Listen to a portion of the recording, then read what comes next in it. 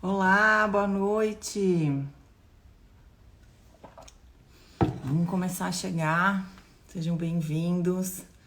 Bru daqui a pouco tá aqui. Então eu vou fazendo as honras da casa por nós duas. Já que estamos tendo novamente a honra, o prazer de receber a Bru aqui com a gente, né? Comigo. Eu adoro fazer live com a Bruna, né? Vocês já viram a gente fazer lives aqui algumas vezes. Ah, Maitê, querida! Boa noite. E as nossas lives sempre são muito, muito ricas. Sempre acabamos indo para os mais diversos lugares da ciência. Isso é uma característica que nos conecta muito, de que nós somos uma dupla de nerds. Boa noite, Lê. E gostamos muito de falar, e aliás, né, acho que é de bom tom, já que nós duas damos cursos, está chegando o Bru. Então, a gente tem que falar. Ai, pera. A gente tem que falar o que a ciência fala, o que a ciência mostra para nós, né?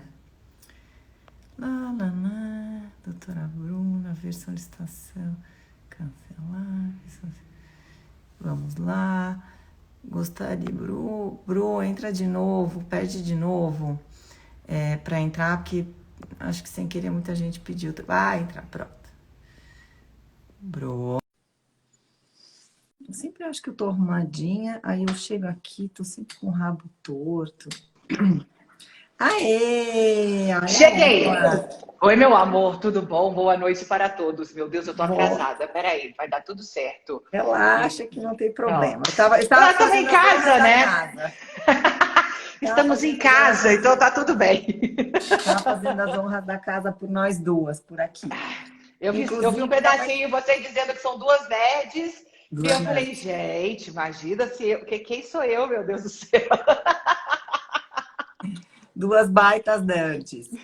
E para quem ainda não, para quem ainda não percebeu, para quem ainda não sabe, acho bem difícil pela avalanche de posts a respeito. Cadê o batom vermelho? É que ela estava na Não deu correria da janta tempo! em Vocês não casa. têm ideia, não deu tempo. Eu vou dar batom vermelha, não deu tempo. Hoje, bom, minha filha, mal foi com o cabelo, que foi um arraso, minha filha, de post. Eu falei, ninguém quer saber da gestação, mas querem saber o que eu passei no cabelo. Eu amei esse cabelo, diga-se de Tá passagem, vendo? amei. Novo look e Obrigada. remoção. Então, daqui a 2 semanas, no dia 20 e 21 de março, eu faço a terceira turma do meu curso, Doença de Hashimoto para Profissionais da Saúde.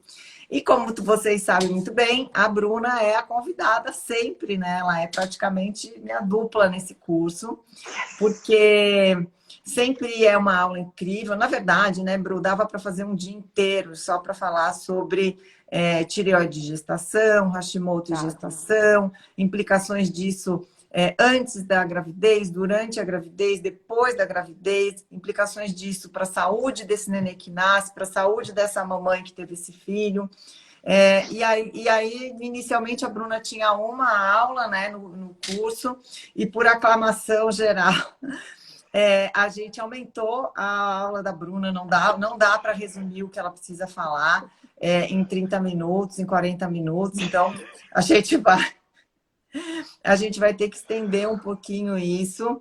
A Patrícia já está falando aqui. A aula da Bruna, então, dessa vez para a terceira turma, grande presente para quem for fazer a terceira turma do curso, que é uma aula de 1 hora com a Bruna, tá? Perfeito. Mas essa hora também vai ser pouca. Essa que é a verdade. Essa hora vai ser pequena. Podíamos fazer um curso só sobre tireoide e gestação. Vou deixar esse babado aqui pra gente, hein? Olha, não é Ia ser bem ruim. interessante, bem Não é interessante. ruim, né? Não é ruim, não.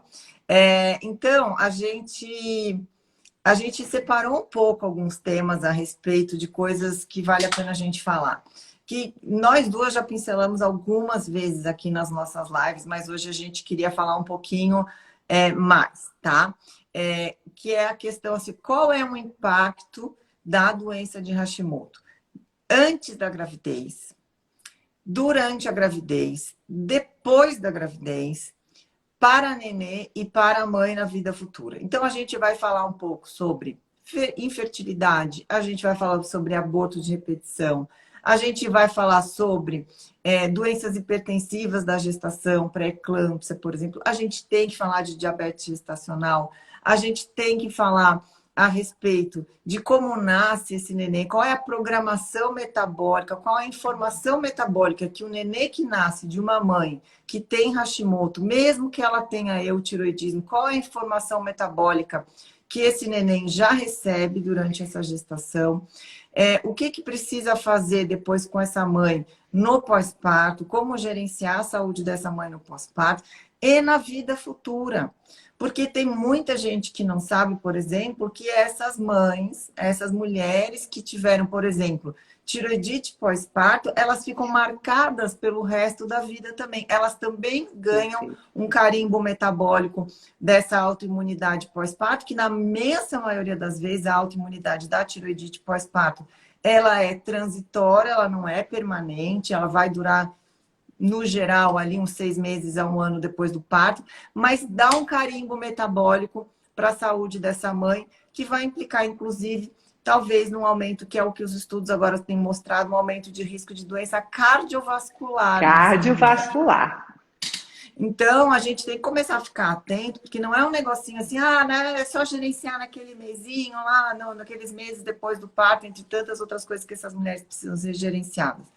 Toda a autoimunidade, toda doença que cursa com inflamação crônica de baixo grau, ela carimba a nossa saúde, tá? É como se fosse um país que a gente passou na nossa vida e tem aquele carimbo no nosso passaporte mostrando que aquilo aconteceu na nossa história. E geralmente, quando nós estamos falando de doenças autoimunes, esse carimbo, ele é permanente. Ele não vai embora e ele pode, se não bem gerenciado, levar a alguns problemas na nossa vida. É isso, Bru? Tô falando muita bobagem? Nossa, tá falando perfeitamente. Eu dei até uma distância para vocês não ficarem vendo que eu não tenho nem maquiagem na minha cara hoje, mas eu tinha uma lista também, está aqui a minha lista para vocês verem, ó, só para a gente falar a respeito disso.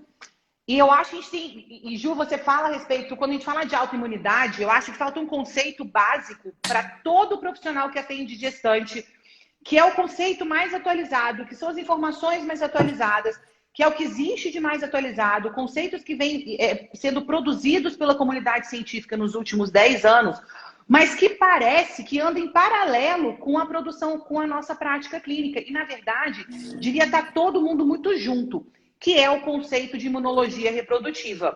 Se as pessoas não entendem a gestação como um evento imunológico, ele é essencialmente um evento de programação imunológica, e eu falo, repito, todo mundo já conhece, já me viu falando sobre isso. A gestação é o evento imunológico mais complexo. Fazer um adendo. Gente, deixa eu fazer um adendo aqui para vocês. Vocês não sabem o que é essa aula da Bruna. Dá vontade de chorar, de tão bonita que é essa aula. Então, se vocês acharem que eu não tenho nada para agregar na vida de vocês durante esses 2 dias de curso, faz o curso só para ouvir a hora da Bruna falando sobre imunologia da gestação.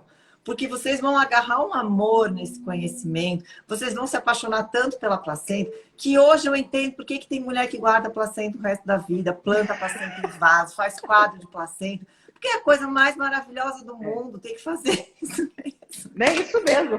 Hoje eu também vejo a placenta de uma forma completamente diferente do que eu via há 15, 17 anos atrás. A placenta enfim, a placenta é literalmente a essência e a vida da gestação. Não existiria gestação sem a placenta. E por isso mesmo que a gente precisa da imunologia para permitir o bom desenvolvimento placentário.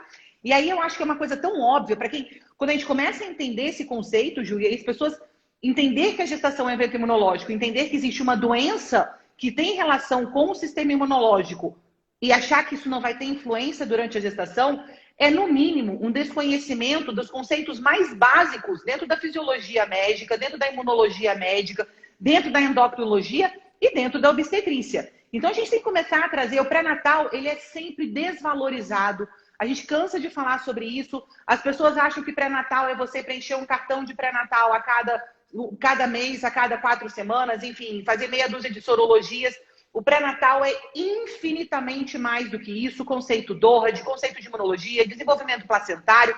E se você entende isso, você não precisa nunca mais na sua vida decorar que abortamento...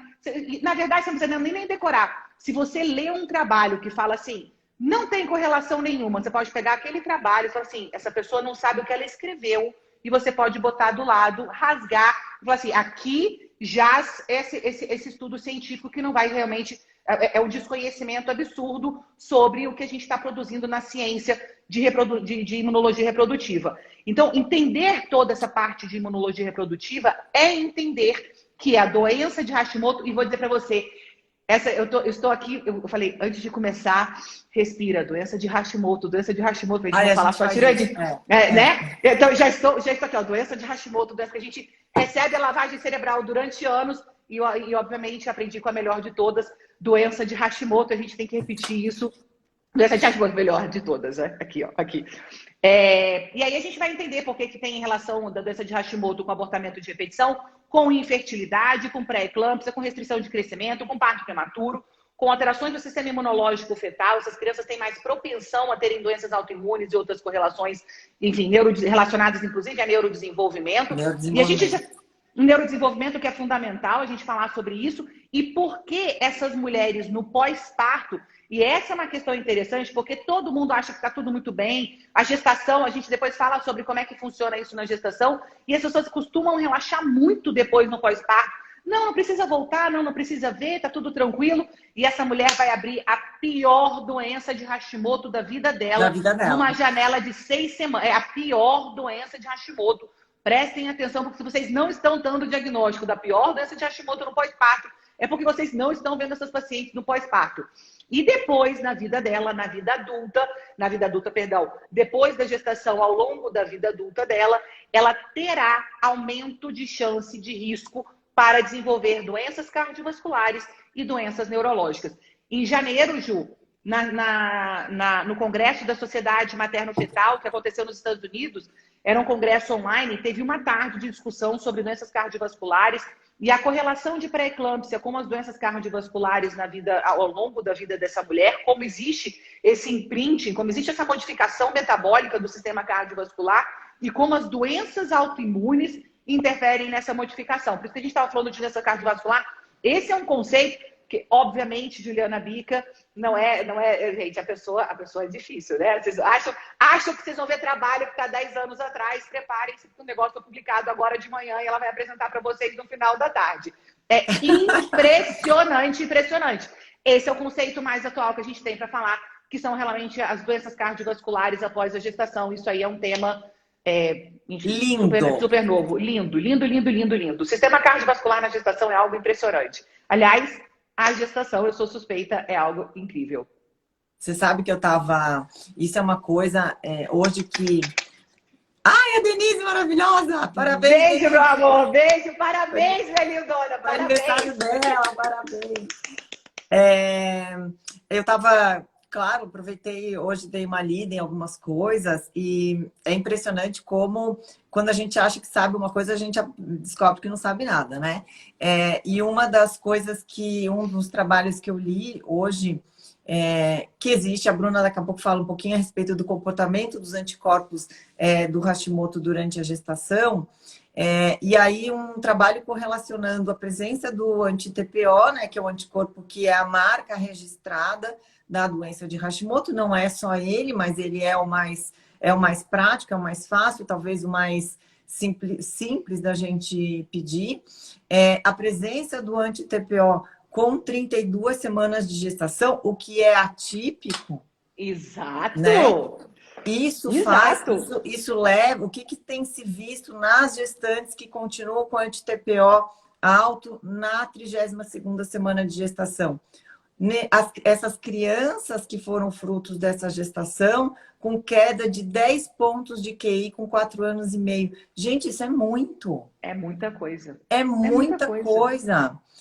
Então, assim, quando a gente fala, e a Bruna falando, que quando a gente fala de um pré-natal que tenha esse foco imunológico, a gente tem que entender que Hashimoto é a doença autoimune mais frequente. né?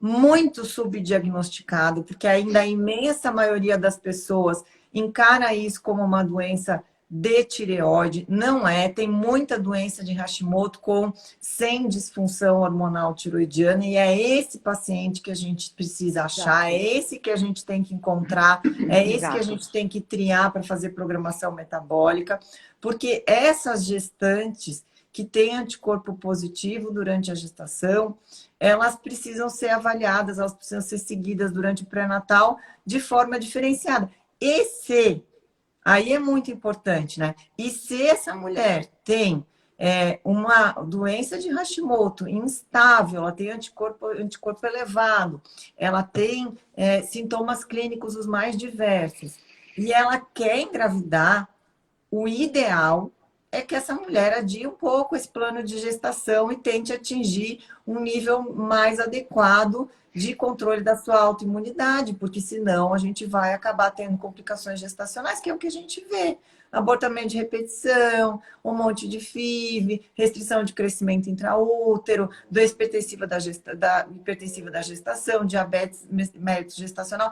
E a mulher, às vezes, nessa ânsia, porque eu digo assim, tem uma coisa que não segura, que ninguém segura nessa vida, é a mulher que quer engravidar.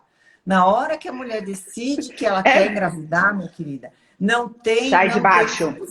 Sai de baixo. Ela pula em cima do marido no meio da final da Copa do Mundo, porque ela tá fértil. Então, a gente tem que pegar essa mulher e fazer ela entender que não é a hora. Tem uma hora ótima para a saúde dela, para a saúde desse nenê e para a saúde futura dos dois. E isso depende muito de que tenha um ginecologista obstetra que entenda disso, que tenha pediatra que entenda disso, que tenha clínico geral que entenda disso. Qualquer especialista que atende saúde da mulher tem que entender disso, porque vai pegar essas mulheres, né, Bru? E aí que eu quero muito que a Bruna fale, porque a Bruna talvez aqui no Brasil seja das pessoas que mais conhece sobre isso, que é o do rádio, o quanto não, assim, estar com o neném na barriga é uma enorme responsabilidade. Porque não basta só você dar comida e dar barriga e dar quentinho e musiquinha e paraná e comprar as melhores roupinhas e fazer o enxoval mais incrível no quarto mais maravilhoso. Você precisa zelar pela saúde desse neném, porque ele está recebendo durante a gestação carimbos, mensagens, informações metabólicas que vão repercutir no resto da vida. Ou não, hein, Bruna? Me fala. Qual que é a repercussão para o resto da vida de um nenê que foi gerado no contexto de uma autoimunidade instável, de um hipotiroidismo, de uma doença hipertensiva da gestação, de um diabetes mellitus? Todas as repercussões. A gestação ela exige uma demanda metabólica materna que tem que ser cumprida para o desenvolvimento do feto, do embrião, desde o começo da gestação. Então, é uma sequência, é um checklist de todos os dias. O que você fez todos os dias que vão interferir ao longo de toda a gestação. O DORAD é um conceito que a origem de saúde de doença ela acontece durante a gestação. Ju, você travou para mim? Você está me escutando? Você está me vendo? Tô te ouvindo. Tô. Tá? Então, não, você só travou para mim. Eu não sabia se era o meu. O conceito de DORAD que a Ju está falando é o conceito da origem desenvolvimentista de saúde da doença. É um conceito criado, enfim, estudado começou na Inglaterra com o Dr. David Barker, num estudo inglês muito grande, é um estudo pioneiro que continua até hoje, é o maior estudo epidemiológico em curso no mundo. E ele começou a perceber que algumas correlações. Então, crianças que eram pequenas para a idade gestacional, que nasceram pequenas, tinham mais desenvolvimento de doenças cardiovasculares na vida adulta. Crianças que eram grandes para a idade gestacional, tinham mais câncer de mama e câncer de ovário na vida adulta. Então, ele começou a entender uma correlação da vida intrauterina. Na mesma época, começou-se a criar, então, os conceitos de epigenética, que é essa questão do ambiente moldando a genética, e os conceitos de acetilação, metilação de estonas. Eu estudei genética sem estudar estonas. Estonas apareceu depois que eu passei na minha aula de genética. Então, assim... na aula da faculdade? Na aula da faculdade. Devia ter matado essa... Não tinha estonas no meu livro de genética. Então, a gente hoje sabe sobre estonas, sobre acetilação, metilação. A gente não tinha esse conhecimento. E eu fiz E eu fiz, enfim, genética eu fiz o quê? 1999, provavelmente. 97? 99. Então, assim, não é uma coisa que, meu Deus, tem 100 anos. Não, é relativamente atual. Bom, dito isto, esses conceitos mais modernos fizeram a gente entender a respeito da gestação como um evento que realmente molda o metabolismo do feto ao longo da vida. Então, por que a Ju me perguntou isso? Porque como a gestação ela é um evento imunológico, ela tem uma regulação imunológica. O primeiro trimestre é de um jeito, o segundo é de outro, o terceiro de outro, o pós-parto é de outro. Quando essa criança é gerada num ambiente em que essa sinalização imunológica não é a sinalização imunológica fisiológica, ou seja, existe uma alteração daquilo que é programado dentro de uma fisiologia de milhares de anos da evolução humana, para algo que é uma doença autoimune. Isso a gente funciona, não estou falando só de doença de Hashimoto, tá, gente? Isso funciona para todas as doenças autoimunes. Então, esse é um conceito que abrange a autoimunidade, interferindo no desenvolvimento fetal. Quando essa mulher engravida, no ambiente em que ela tem desequilíbrio dessa autoimunidade, essas crianças, elas têm um imprinting, elas têm uma informação, elas são mudadas de forma epigenética. Então, o sistema imunológico dessas crianças é um sistema imunológico mais estressado. Então, essas crianças não receberam, porque, deixa vocês não conseguirem entender. Quando a criança sai de dentro do ambiente intrauterino, ela tem que estar preparada para se comunicar com o ambiente fora do útero. Isso faz parte. Então, o ambiente intrauterino, ao longo de 9 meses, dá informações para que o sistema imunológico daquele feto esteja preparado depois do parto para que haja uma comunicação com o mundo fora do útero, que até o momento, 9 meses dentro do útero. Nesse momento, essas pacientes, os filhos de mães de doenças autoimunes, não receberam essa informação de maneira adequada, e por não receberem essa informação de maneira adequada, eles têm um aumento, eles têm esse sistema imunológico mais estressado e um aumento das doenças autoimunes também. Então, são crianças, inclusive, que têm mais alergia, mais asma na primeira infância, são crianças que precisam usar mais antibiótico, têm alterações principalmente do sistema respiratório, porque aliás, os 3 sistemas, né, que têm mais contato com o ambiente externo, o sistema respiratório, o contato da pele, são crianças atópicas, né, pele. Então, qualquer coisa que eu coloco mancha a pele. Pode perguntar porque a mãe tem alguma doença autoimune. E são crianças que têm alterações gastrointestinais também. Intolerância à lactose, não pode, intolerância à proteína do leite, sei lá o quê, blá. Geralmente isso foi criado no ambiente de doença autoimune. E durante o desenvolvimento intraútero, essas crianças, por conta dessa alteração, dessa sinalização imunológica, o sistema mais importante, o sistema, aliás, pelo qual a gestação humana foi criada, a placenta invasora, todas as modificações placentárias, que é o sistema neurológico, que é o desenvolvimento cerebral. O cérebro do feto humano é o cérebro que mais demanda de todas as fêmeas, de todo o reino animal. Não existe nada igual ao cérebro humano. E essas crianças, e o cérebro, ele tem uma função imunológica. Ele precisa de desenvolvimento de células da micróglia, ele precisa de migração de astrócitos. Então, assim, existe uma série de informações, principalmente no terceiro trimestre, que quando tem filhos de mães com doença autoimune, principalmente das mães não controladas, todas as mães com doença autoimune têm aumento de risco, mas as mães que não têm doença controlada, o risco aumenta. Essas crianças costumam ter alterações relacionadas ao comportamento, ao desenvolvimento, tem maior risco para autismo, transtorno de atenção e hiperatividade. Então, é muito complexo a gente falar. Só que pré-natal ninguém valoriza. E aí a gente, quando começa a falar, não vou, não quero, não vou fazer isso, tem que estar controlada antes de engravidar. É o que eu falo, por isso que a Gil falou. Eu costumo dizer que com grande poder vem grande responsabilidade. É por isso que a Gil falou, que eu falo a respeito de responsabilidade no pré-natal. Você tem o poder de gerar uma vida, você também tem a responsabilidade por gerar essa vida. Ai, que lindo, é demais isso. Eu acho também. A gente fez uma vez uma live, eu acho que está no meu perfil, não sei se está no meu perfil ou está no da Bruna, só falando a respeito disso, sobre neurodesenvolvimento, sobre placenta, sobre essa interação dos hormônios tiroidianos com o desenvolvimento cerebral fetal, e realmente é uma grande responsabilidade. Uma outra coisa, então, um outro cenário, o cenário que a gente ensina muito no curso, eu e a Bruna, é a gente entender que tem três fases de gestação que a gente precisa gerenciar mais de perto essa mulher. A mulher que tem uma doença de tireoide diagnosticada antes da gestação e já sabe disso. Tem aquela mulher que desenvolve uma disfunção autoimune, um Hashimoto ou um hipotiroidismo durante a gestação e nunca tinha tido antes, então acaba desenvolvimento na gestação. Essa aí dá até arrepio, só de pensar. Essa aí, para mim, essa é a mais difícil. E terceiro, a mulher que desenvolve a disfunção tiroidiana no contexto do pós-parto.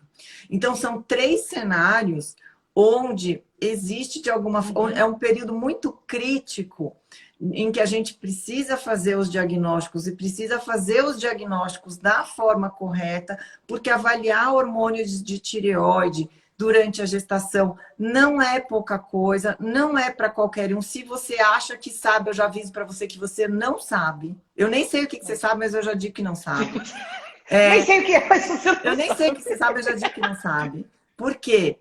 O TSH tem uma grande variação, a placenta assume uma função aí de glândula endócrina, a gente tem variações de hormônios livres, a gente tem a variação de TBG, a gente tem variação de volume sanguíneo materno, a gente tem variação de T3 total, de T3 livre, vai ter fase da gestação que é melhor você confiar mais no TSH, tem fase da gestação onde que você precisa olhar mais para o T4 livre, vai ter fase da gestação que você tem que prestar muita atenção no T3, e se você não souber as particularidades e o que buscar em cada uma das fases da gestação, eu garanto para você que a tua gestante vai estar mal gerenciada, eu garanto para você que essa gestação não vai estar com os níveis ótimos e esse neném e essa mãe vão acabar tendo algum tipo de consequência ou mesmo durante a gestação, ou no pós-parto, né? A gente vê, por exemplo, essas mulheres tendo uma incidência muito maior de depressão pós-parto, por exemplo.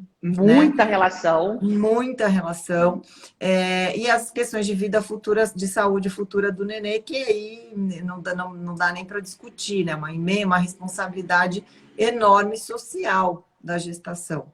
Então, a gente tem que entender disso, isso é uma coisa que a gente estressa muito, que a gente fala muito durante o curso, a gente mastiga, na verdade, porque é preciso mastigar, né? Porque a gente pega, né, Bru, a gente pega alunos de níveis diferentes de conhecimento, então a gente tem que tentar nivelar assim, para o básico, o que é o básico, o que não pode deixar faltar, né?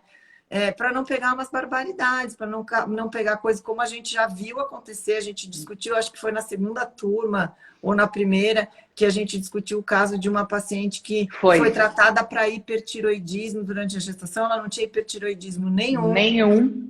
Né? E aí a gente vê isso, assim, super tratamentos de mais, tratamentos de menos, muito mais frequentes até o tratamento de menos, e tratamento errado, tem coisas que não dá para fazer na gestação, por exemplo. Vou citar um exemplo para vocês, no curso a gente vai muito mais além. T3 na gestação não rola. Né? T3 isso mesmo. Na gestação, repor T3 durante a gestação não dá. Né? Tem que ser, é uma hora que a gente tem que saber usar e saber usar muito bem o T4. Né, Bru? Muito bem, é exatamente isso. Não, mas é exatamente isso, porque... E Ju, você falou uma coisa, a gestação, esquece o que você conhece de fisiologia, no sentido de que as pessoas acham assim, não, o comportamento da tireoide no adulto é assim, na gestação também é. E é por isso que eu bato na tecla todos os dias, eu repito, eu fico chata. Esquece gestação do jeito assim, aquela coisa da gestação de que é um evento, que é uma inércia. As coisas vão acontecendo, mas eu não tenho conhecimento sobre o que está acontecendo. Tireoide na gestação é diferente. Todo o metabolismo de tireoide na gestação é diferente. A gente vai ter a mesma glândula, a gente vai ter os mesmos players ali. Então, tem receptores, a gente vai ter o T4 livre, T3, mas o comportamento de cada um deles é diferente na gestação. Porque existe uma glândula que é a glândula mais superior a todas as outras durante a gestação, que é a placenta. Então, a placenta, na hora que existe uma glândula, na hora que existe, na verdade, um trofoblasto com uma gonadotrofina coriônica, esquece o corpo como você tinha antes. Aquilo ali já não lhe pertence mais. A partir de agora, seu corpo foi dominado pela ação da gonadotrofina coriônica, e o que a gonadotrofina coriônica sinaliza dentro do metabolismo materno é o que vai determinar as primeiras mudanças. Só que o profissional que não compreende os mecanismos, primeiro que o profissional não entende nem o papel da gonadotropina coriônica dentro da tireoide, quais são as funções da gonadotropina. Mas é verdade. Ju, eu não aprendi isso na universidade. E isso, as pessoas assim, aonde você? Eu falei, cara, eu aprendi isso sentando, lendo PubMed, frequentando o curso 3 vezes por ano nos Estados Unidos. É a vida, gente. Medicina é a área mais incrível, porque todo dia você tem condição de aprender alguma coisa diferente. Se você não está preparado para isso, talvez medicina não seja a sua área, porque é a área mais incrível para você trabalhar. Todo dia eu aprendo alguma coisa diferente. E tem que ser assim, porque a produção científica ela acontece. Bom, se o profissional não aprende a respeito de gonadotrofina coriônica, a respeito de estradiol na função do hormônio, na função da tireoide, sobre as modificações da tireoide, porque a Ju falou do caso do hipertireoidismo, é comum no primeiro trimestre as pessoas acharem assim, não, ela está com hipertireoidismo, ah, meu Deus, porque não entenderam a ação da gonadotrofina coriônica e do estradiol. Se não entenderam essas ações, na hora que forem fazer a interpretação do exame, achando que a tireoide está funcionando como ela estava funcionando antes, ela não vai entender. Na hora que ela não entende, ela comete o equívoco e aí ela tem essa conduta que não é a conduta alinhada com a resposta fisiológica. Então, primeiro trimestre é uma resposta, segundo trimestre é outra resposta, terceiro trimestre é outra resposta. Feto tem papel importante, a tireoide fetal tem um papel muito importante e a placenta também tem um papel muito importante. Então, a gente não está falando de uma glândula, eu estou falando de 3. Eu estou falando da tireoide materna, da placenta e da tireoide fetal. E as 3 se comunicam 24 horas por dia, todos os dias, com todas as deiodinases, com todas as sinalizações. Então, a gente tem que compreender as 3. Se a gente não compreende as 3, e a gente não compreende as 3 por trimestre, e a gente vai falar de trimestre, parece que a gente está dividindo, mas existe um trimestre, eu falo sempre, existe um trimestre imunológico, um trimestre endocrinológico. Cada divisão vai depender do que a gente está querendo ver. Senão a gente começa a confundir. E é importante para interpretar o exame a compreensão do efeito da gestação sobre a tireoide materna, entender a placenta como um órgão endócrino, entender a tireoide fetal como o domínio da tireoide fetal. E, enfim, sobre uma série de questões para a gente ter 3 reverso. Muito lindo, né? É muito lindo, né? A última live que a gente fez, depois, se vocês quiserem dar uma espiada, eu acho que tá lá no meu feed, é a última live que eu fiz com a Bruna, nem se faz 1 mês, 2 meses, não me lembro, pouco tempo. A gente falou muito sobre como a placenta, durante a gestação, ela vira uma tireoide. Lembra, Bru? Exato. Que ela tem assim, uma função que é muito parecida com uma glândula tireoide humana. Por isso que é a única época da vida da mulher onde ela vai ter 3 tireoides funcionando. Acaba de faltar luz na minha casa, mas tá tudo bem? Bom, tá com 4G funcionando ainda. Então, nem que seja no escuro, nós vamos escutar Jubica hoje. Vai dar tudo certo. Vamos tentar recuperar a luz do ring light. Opa, consegui. Que é a única época da vida onde a gente tem 3 tireoides funcionando. Então, vem muita informação da mãe para o feto, atravessa muita informação metabólica, hormonal, nutricional, inflamatória, imunológica, que vem da mãe pela placenta para o feto, mas tem um movimento retrógrado também. Exato. Tem muita informação que vem do feto para a saúde materna. E que precisa ser muito bem entendida também, inclusive na hora da gente interpretar os resultados dos exames. Essa parte dos exames, eu acho que é a parte mais difícil. Essa é a parte que, para o profissional da saúde, a gente dá curso para profissional da saúde, né? Essa é a parte que eu sinto que o profissional tem mais dificuldade, tem mais insegurança, tem mais dúvidas, porque realmente é uma parte que exige um grande conhecimento de quem está na nossa frente, o paciente, quem é aquela mulher que está na nossa frente, que fase da gestação ela está, se ela tem doença tireoidiana prévia ou não, se foi uma doença que se desenvolveu na gestação, e como é que está esse nenê. Né? Um dos artigos que eu li agora à tarde é um artigo na China, tem muito artigo de chinês, né? Muito. A produção científica Quando a gente fala, e os artigos e a produção científica na China é um negócio assim que impressiona, porque são estudos assim de 40 mil, de 50 mil, muito, como tem muita gente, né? Os estudos acabam sendo muito Mais grandes. fácil. E aí eles mostraram gestantes com autoimunidade tiroidiana, né, com anti-TPO positivo, e eutiroidismo, então não eram mulheres, não eram gestantes com hipotiroidismo, com hipofunção tiroidiana. Essas crianças que nascem normais, mas que na média, anos depois, elas desenvolvem, eles estão percebendo uma estatura menor. Exato. Elas ficam menores em altura. Então, já assim, mostrando claramente para a gente que existe uma grande implicação de desenvolvimento humano relacionada a essas informações, essas mensagens, esses carimbos que a gente estava falando, que são dados durante a gestação.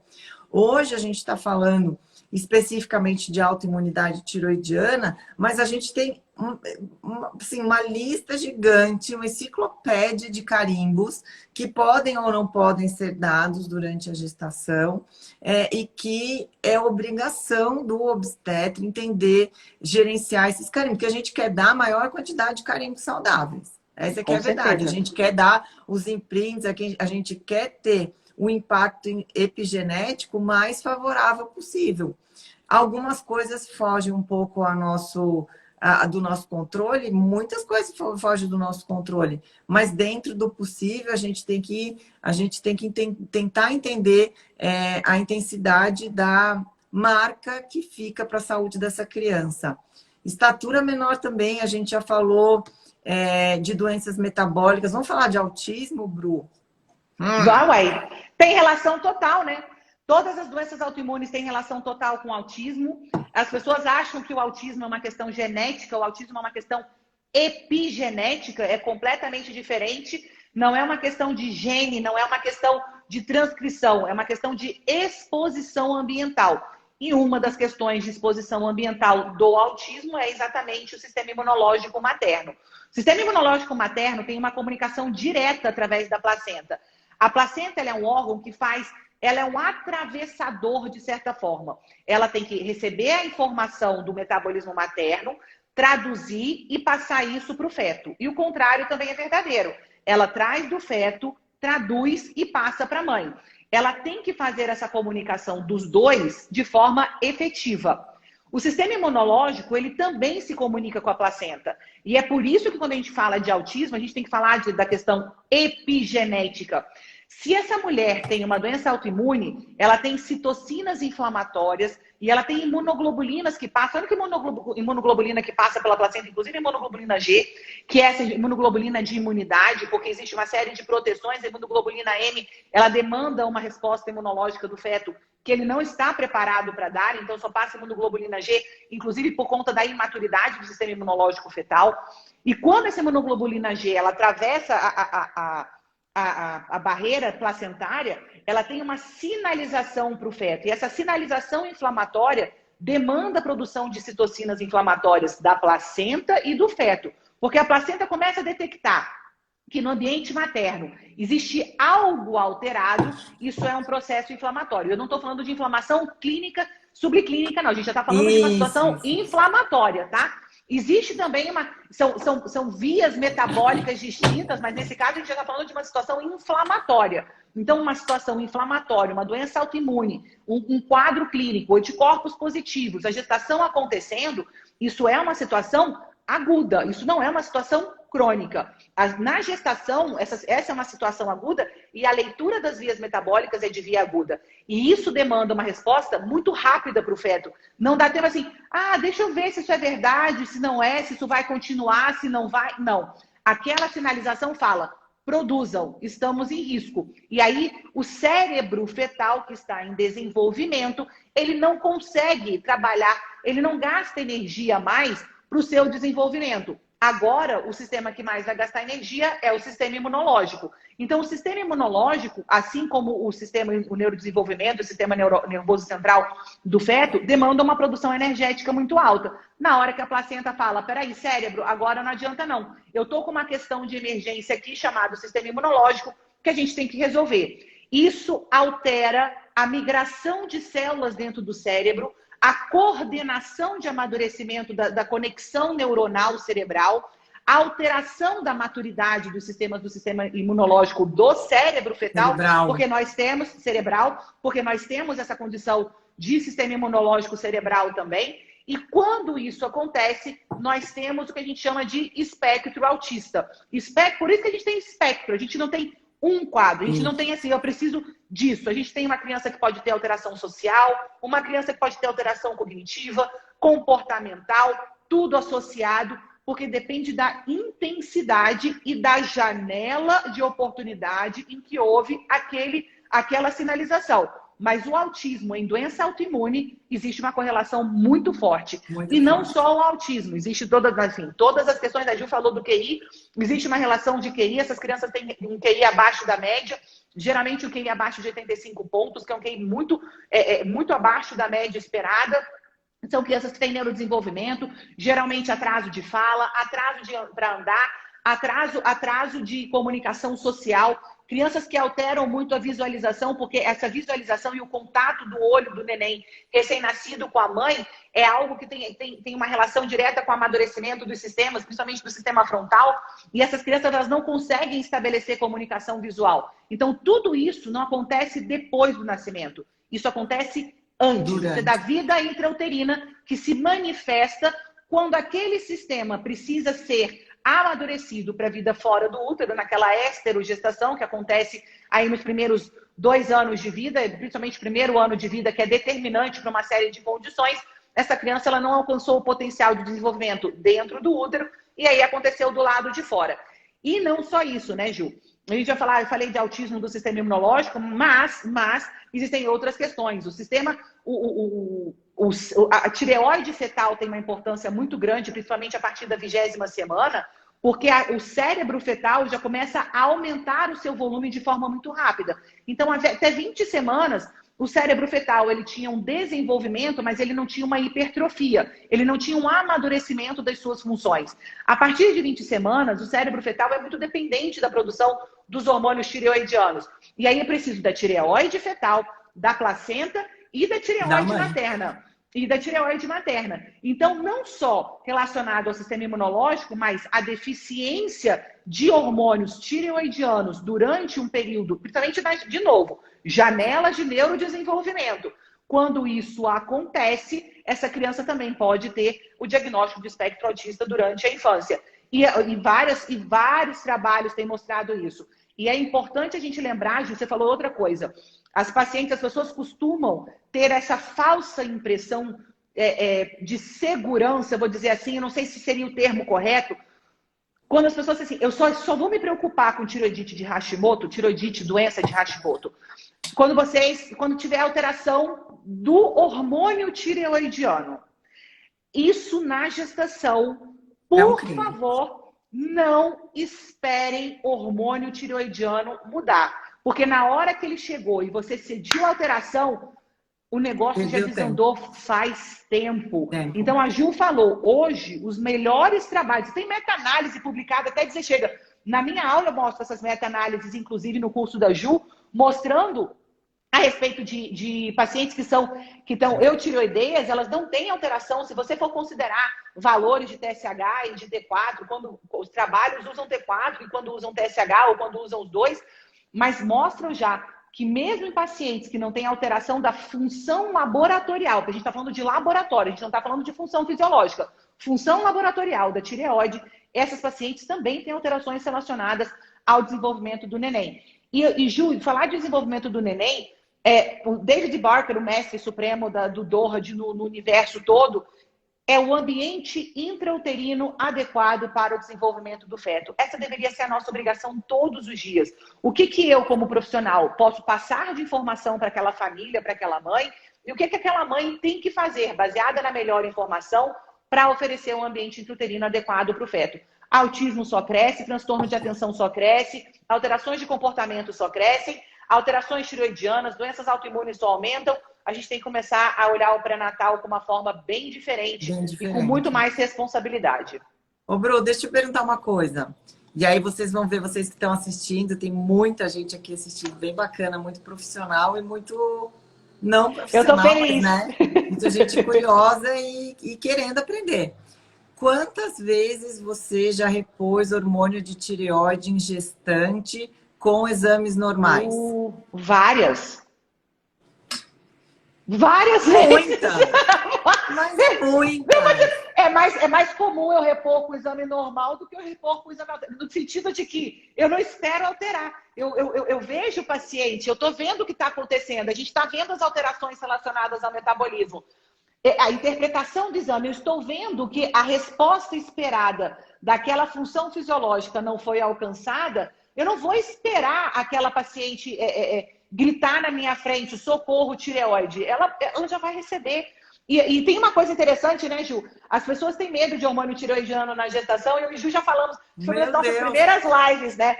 Numa das nossas primeiras lives, eu falei, eu prefiro botar a mão pesada no hormônio tireoidiano do que ter mão leve em hormônio tireoidiano na gestação. É isso aí, é isso aí. Por quê? Porque a gente tem que compreender da fisiologia placentária. Se você não entender da fisiologia placentária, você vai ficar, ai meu Deus, 50 microgramas de levotiroxina. Ai meu Deus, não, minha filha, 50 microgramas não faz nem cosquinha na placenta, não faz? É importante faz assim, que as pessoas saibam disso, sabe?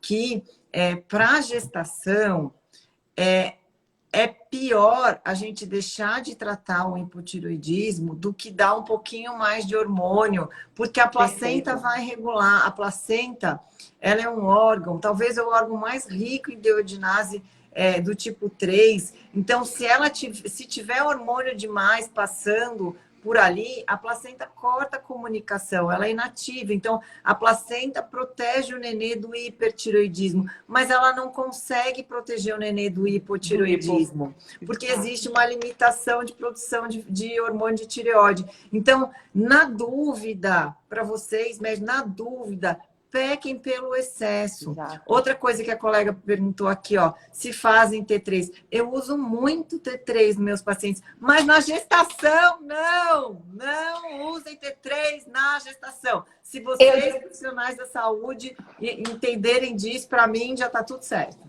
Eu vou dizer para você, tem um caso em que eu olho para o T3 na gestação, Ju, só um caso. Tireoidectomia. Paciente com tireoidectomia total. Porque aí a gente não tá. Eu estou falando de reposição hormonal. As pacientes gestantes com tireoidectomia total, para ela, eu acho que é o único caso em que eu olho para T3. O resto, taca T4 nessa mulher. Que a placenta ela vai. Nossa, mas aí para isso, Ju, olha só. A gente fala T4, deixa até. As pessoas não estão aqui. No curso da Ju, você vai entender a função da deiodinase 3, você vai entender para que funciona, você vai entender como funciona. Qual é a forma com que você vai interpretar essas funções?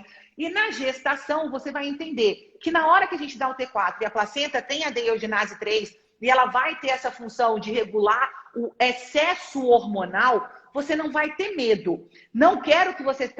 eu vi na live com a Bruna e com a Ju que tanto faz, eu posso dar hormônio tiroidiano, então a partir de hoje eu vou dar 100 microgramas para todo mundo. Não é isso que a gente está falando. A gente está falando que muito cuidado, o profissional que atende gestante, porque as pessoas têm medo do hormônio tireoidiano na gestação. Eu tenho medo da falta do hormônio tireoidiano na gestação. Então, qualquer 25... Assim, se você não tá... Vai testando, vai avaliando sobre isso, mas não deixe de entender sobre fisiologia. Eu falo isso o tempo inteiro, a Ju também fala isso. A hora que você conhecer fisiologia, a gente falou isso no começo da live, você vai entender que na hora que você for ler um trabalho e o colega falar assim, não foi comprovado que doenças autoimunes têm relação com aborto. Você acabou de ler um trabalho do professor Gilmore, presidente da Sociedade Americana de Imunologia Reprodutiva, 1000 referências publicadas no PubMed. Aí o professor Gilmore acabou de dar uma aula na maior universidade, na universidade que mais publica sobre isso, falando para você, existe correlação. Aí você entende por A mais B a correlação, na hora que você pega o trabalho e fala assim, colega, não dá. Eu acabei de entender por que existe essa correlação. Não tem mais como a gente não dá. É a mesma coisa na tireoide. Na hora que você entender tireoide, você não precisa decorar. Porque no terceiro trimestre sobe, no terceiro trimestre diminui, isso aumenta, aquilo diminui. Você já sabe. E na hora que você pegar o exame, você vai dizer, peraí, Agora, no terceiro trimestre, tem tireoide fetal funcionando, placenta funcionando, e gestante funcionando, e o negócio está desandando, tem alguma coisa errada aqui nesse caminho. Você não decora, você aprende e você coloca em prática. E é libertador você aprender e colocar em prática. Você não precisa ficar decorando nada, tabela para tudo quanto é lugar, decorando número. Qual é a diferença, Ju, entre um T4 livre de 0,98 e 1,2? Mas aí você tem o protocolo que você decorou, que é 1,2. Mas a mulher está gritando na sua frente. Ah, não, mas... Sabe? Tem umas coisas que não dá para entender, né? Não, e aí é você, profissional, que está dentro da sala com a paciente, que está dentro do seu consultório com a paciente, que é responsável por essa prescrição. Mas tudo isso era só para te interromper, para te dizer que o único momento em que eu olho a gestação, como tireoidectomia está se transformando numa cirurgia relativamente comum, a gente vê cada vez mais tireoidectomia em pacientes antes de engravidarem, mulheres com 28, 30 anos, que vão engravidar com 35, 38 e já fazem a reposição, talvez seja o único caso, por isso que eu falei com a Ju, parei só para falar sobre isso, porque essa é uma questão que eu vejo no consultório, que eu fico sempre ali ponderando. Exatamente. E lembrando... Beijo para a doutora Marcela. Desculpa. Taliela. Maravilhosa. Isso, lembrando, né, gente, que a gente está aqui falando de hipotireoidismo, mas que o Hashimoto, por si, a doença autoimune de tireoide, ela vai muito além do hipotireoidismo. Isso é importantíssimo. Então, mesmo a paciente que eventualmente não vá precisar mesmo de reposição de hormônio de tireoide durante a gestação, ela vai ter, a gente tem que dar uma atenção especial a esses anticorpos, mas principalmente antes da gestação, porque durante a gestação existe um comportamento meio que esperado. Aí não, durante a gestação, em relação aos anticorpos, a gente não tem muito o que fazer, a não ser na parte de suplementação, e a Bruna fala lindamente sobre isso, que tem alguns nutrientes, alguns microelementos, e que são importantes da gente suplementar na gestação e que podem sim ter um impacto na autoimunidade tireoidiana, mas a partir do momento que engravidou, aí ela já que tá né? A sorte está lançada. Então, o momento de fazer qualquer estratégia, seja ela qual for, antes, tá?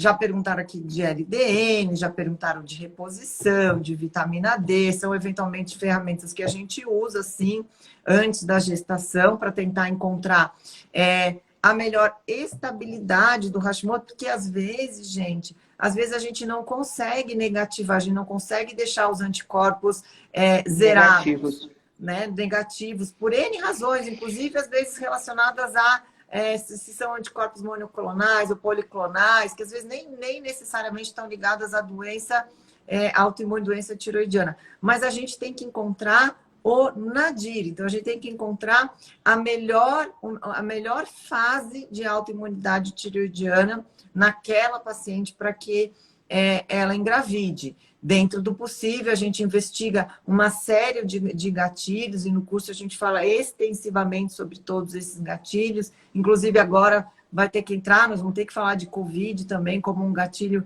imunológico muito importante para a saúde tiroidiana. Acho que, e eu e a Bruna, a gente já falou sobre isso, que a gente vai ver a era pós-Covid vai ser a era da autoimunidade tiroidiana.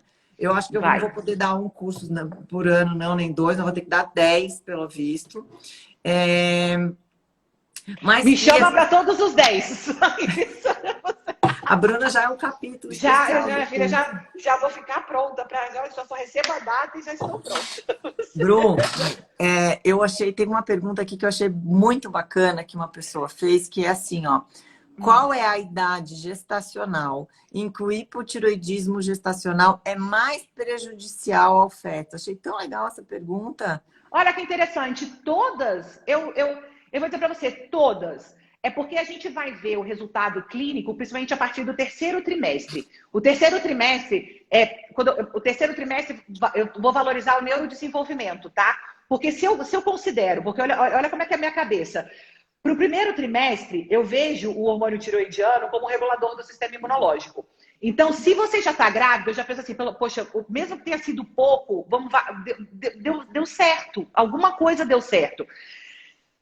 segundo trimestre, que é na casa ali da segunda onda de invasão placentária, se você passou pela segunda onda, se você tem um Doppler normal com 22 semanas, eu já estou pensando, eu falei, poxa, podia estar deficiente, mas passou. É o ideal? Não, mas olha só, o único que eu não consigo medir, neurodesenvolvimento, porque a gente consegue fazer uma avaliação do resto de forma indireta, pelo menos. Vocês entendem isso? Mas o terceiro trimestre é ali que você pode... É a hora em que o metabolismo materno é o seguinte, ou vai ou racha. Não, a gente não aceita meio termo. Agora, minha filha, você vai ter que... Eu tô falando como se fosse a placenta, entendeu? Agora, minha filha, é o caso da mãe. Você vai ter que me passar tudinho. Eu não quero saber se você tem ou se você não tem. A mulher entra em catabolismo, essa é uma resposta fisiológica, a mulher entra em catabolismo. Tudo que você tem no metabolismo é passado para a placenta, então todas as suas moléculas de ferro, vitamina D vai lá para cima, por isso que tudo cai. Todo mundo assim, terceiro trimestre, estava tudo lindo, terceiro trimestre, tudo caiu. Eu falei, mas é óbvio, pelo amor de Deus, estava todo mundo sabendo. Cai tudo, colesterol aumenta. Enfim, essa é uma resposta da gestação, mas isso seria uma aula só para falar sobre fisiologia da gestação, que teoricamente todo mundo deveria saber que trabalha com gestante, mas as pessoas não estudam e não aprendem isso na faculdade. Mas no terceiro trimestre eu não consigo medir neurodesenvolvimento. E para mim é condição importante. Então aquela criança que começa a ter restrição de crescimento, eu já sei que a mãe tem doença autoimune. A mulher que no segundo trimestre vai fazer, no primeiro trimestre fez aquele Doppler de primeiro trimestre no rastreamento de pré-eclâmpsia, ela tem rastreamento positivo e a gente começa já a olhar o segundo trimestre e continua com aquela onda ruim no Doppler, isso é um obstetra falando, tá? É o acompanhamento da gestação. Eu olho para esse neurodesenvolvimento e eu falo, essa tireoide, eu tenho que dar tudo que eu posso e que eu não posso, porque se eu não estou conseguindo nem fazer invasão trofoblástica e modificação de metabolismo placentário com essa criança criando restrição de crescimento, eu preciso olhar para a tireoide materna e eu preciso suplementar. Suplementar não, repor, que a gente não suplementa, isso é uma reposição hormonal. A gente precisa fazer uma reposição do T4. Então eu olho para o terceiro trimestre muito mais com essa cara daquilo, o que eu consegui captar de informações, porque eu não consigo fazer uma medida de neurodesenvolvimento. Eu só vou conseguir fazer medida de neurodesenvolvimento. E olha como é cruel o neurodesenvolvimento. A criança nasce. Aqueles primeiros testes, eles vêm muito pouco de neurodesenvolvimento. São rudimentares, né? Exato. O bom momento de avaliação de neurodesenvolvimento é na casa de 5, 7 anos. Então, é aquela criança que tem aquele primeiro amadurecimento com 7, que ela não consegue, aos 7 anos, alcançar o potencial, porque é de 7 em 7, né? A gente tem marcos metabólicos de 7 em 7 anos. Então, aquela criança que entre 5 e 7 não alcança o seu marco de neurodesenvolvimento, e aquele adolescente que já entra naqueles 14, 15 anos e também não alcança esse potencial de neurodesenvolvimento. Então eu olho para essa criança já pensando, por favor, eu preciso dar esse aporte, porque imediatamente é muito difícil a gente ver uma alteração de hipotiroidismo, a não ser que seja hipotiroidismo congênito, alterações, sei lá, que não é isso que a gente está falando, são situações diferentes, a gente está falando de potencial de desenvolvimento. E aí eu olho para o T4, porque eu não tenho como avaliar. Então esse é um caso que você pergunta assim, quando é que eu fico de olho no T4 mesmo?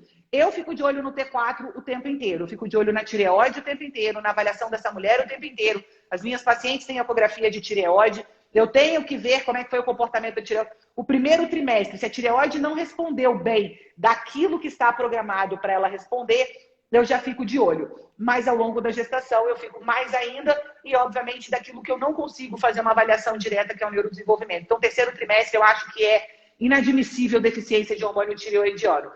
Eu queria falar uma coisa, posso só falar uma coisa que poucas pessoas falam? E para mim é uma das coisas mais importantes sobre doença de Hashimoto e fertilidade. Abortamento de repetição, uma das causas mais comuns é alterações da imunidade. Então, autoimunidade e doença de Hashimoto. Isso tem um aumento de 348% para abortamento de repetição. E eu duvido que as pacientes que estejam usando Clexane, que estejam fazendo... fizeram todos os exames de trombofilia e não fizeram avaliação de doença de Hashimoto. Então, por favor, eu chamo a atenção para os profissionais que estão aqui comigo hoje, que eu sei que tem muita gente, a gente está aqui com 300, já chegamos a 380 pessoas, sei lá quantas, tem muito profissional com a gente hoje. Prestem atenção em tireoide. Paciente vai fazer fertilização in vitro, peçam tireoide, peçam avaliação hormonal. Não deixem passar. São pacientes que, mesmo submetidas à fertilização, eu tenho abortamento de repetição, eu descobri que eu tenho trombofilia. A trombofilia é bem pequena comparado à ação da alteração da doença de Hashimoto no sistema imunológico. E as pessoas vão cair de pedra, vão me jogar, eu vou ser queimada em praça pública, vão dizer que não, que sei lá o quê. Mas prestem atenção, porque é muito mais comum doença autoimune do que a alteração de trombofilia. E trombofilia é uma alteração genética. Ela só vai se manifestar se o ambiente for propício. Então, se você é sedentária, obesa, tabagista, consome uma dieta inflamatória, aí a gente vai manifestar trombofilia. Ao contrário da doença de Hashimoto, que muitas coisas vão acontecer, você também não fez nada e altera todo o seu sistema imunológico para a fertilidade. E essas mulheres com superfertilidade procuram as clínicas de fertilização in vitro e não são submetidas nem a uma dosagem de TSH com T4 livre. É só TSH, nem T4 livre, nem T3, nem T4 total, nem relação T4, T3. Ninguém faz nada e nem pede antiperoxidase, nem antitireoglobulina. Então, eu queria chamar a atenção de vocês para isso.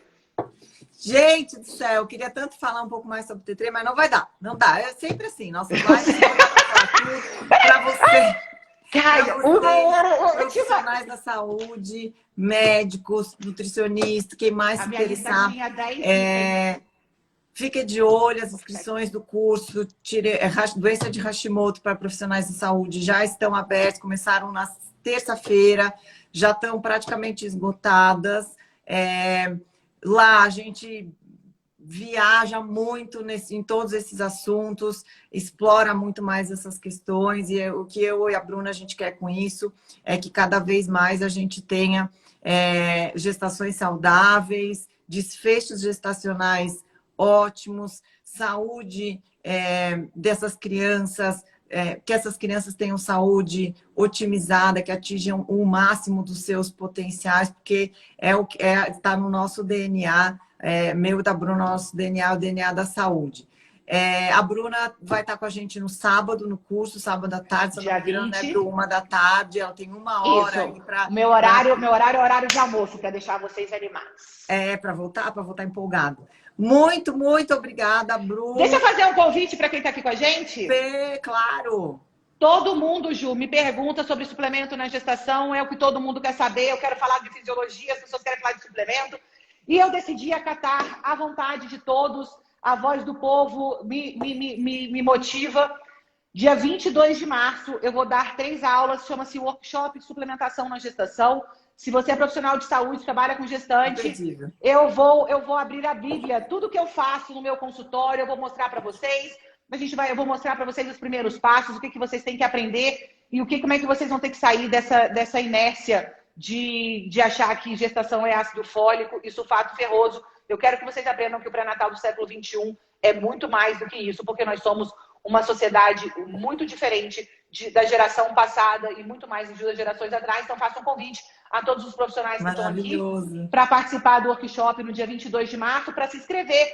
Entra lá na minha bio, DRA Bruna Pitaluga, clica lá, tem o link, clica e coloca o seu nome. É somente para profissionais inscritos, então, e é para profissional de saúde. Eu sempre dou aula para profissional de saúde. Não perco essa nem. Pronto. Vocês pediram e eu atendi, tá? Maravilhoso. O que você faz? Pronto, vocês vão saber o que eu faço. Maravilhoso. Bru, querida, beijo. Obrigada. Até a próxima. Beijo, meu amor. Beijo. Dia 20 de março a gente se fala. Beijão para vocês. Boa noite. Tchau.